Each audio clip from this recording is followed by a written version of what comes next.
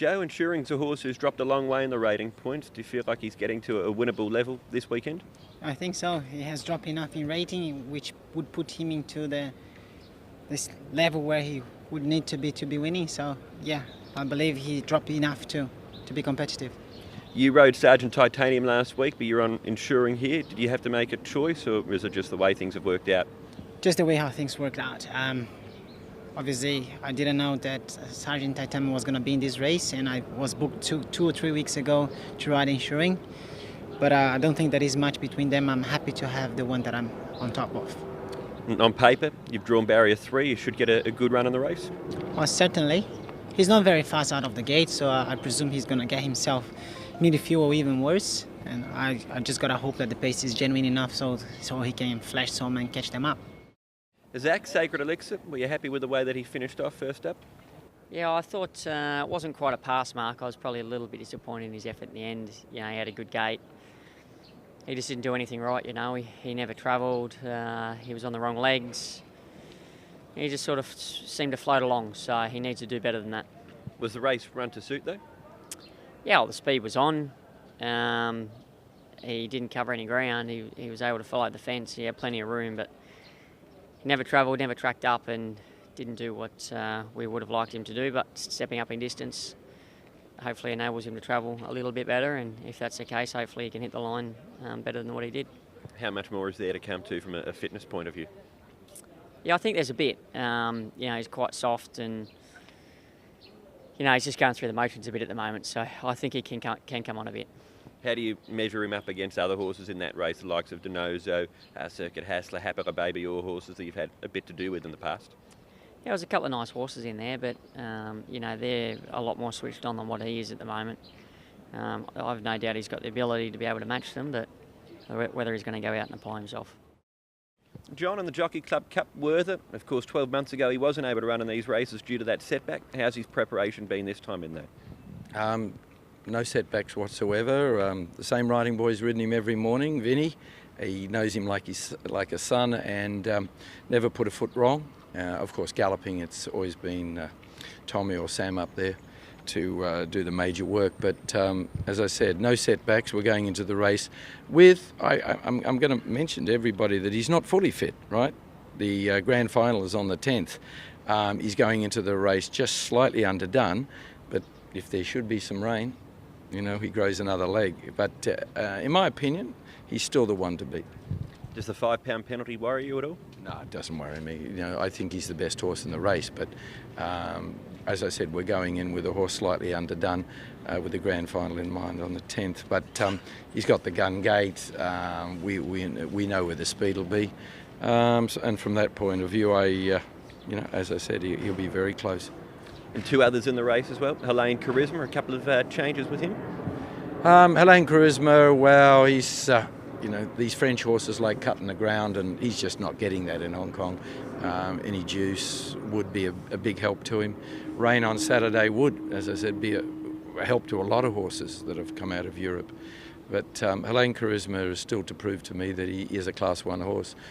If he doesn't do well in this race, you know he'll be down in Class 2, and then hopefully we can pick a race up there. But he's struggling with the firm tracks underneath and his tendency to hang in the final 200.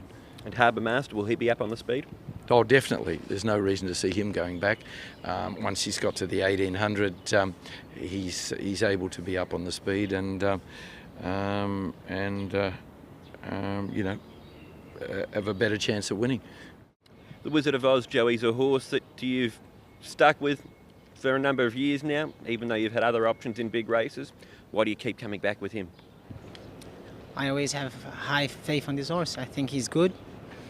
When he won his races, he was very impressive. So, in some cases, seems like I've done a mistake on choosing him, but I'm quite confident he's not going to let me down on the big races coming up. And this race on Sunday, I really think he's going to be right there with them.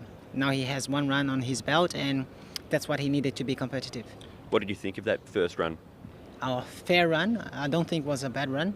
He still came home strong to finish just 4 lengths, probably a little bit less than that, behind the winner. and obviously having his first run for the season, I believe now he's going to be a little bit better, enough to be competitive. And that barrier trial last week for you, did that show that he's back on track? Yes, I'm quite confident based on that as well. He has improved since then, and we are just going to make sure that he is where we think he is on the weekend. In the Jockey Club Mile, John, you've got 3 runners, starting off with HELENE Paragon. You mentioned before he's a horse that needs a couple of runs to get going. How fit have you got him going into Sunday? Well, Tommy got off the other day and said he's fit as you want him for this race, but I just have a little tendency to think that whatever he does in this, the grand final day will be his best. He's drawn okay. He's going to get the gun run and Tommy knows him now since we took the cross noseband off, not to make his run too early, because when he last rode him he did, and he got off and he said I should have won had I known with the cross noseband off you know how long his run would be. But going into the race again, slightly underdone because there was a setback in the last season with a hindquarter injury that we had to get right, muscle injury, and that is been got right now, and I think he'll still be one of the horses to beat in the race. But whatever he does on Sunday, on Sunday, he'll improve on. Joyful Trinity's had a run under the belt. He had a hindquarter injury. He's been off the track, from early in the year, and from that for that reason, he would definitely improve. Improvement fitness-wise for the grand final. So yeah, I've got a few going in that we're going to have peaking on the right day, but going in on Sunday, if they did get beat, as long as they run really well, I'll be a happy camper.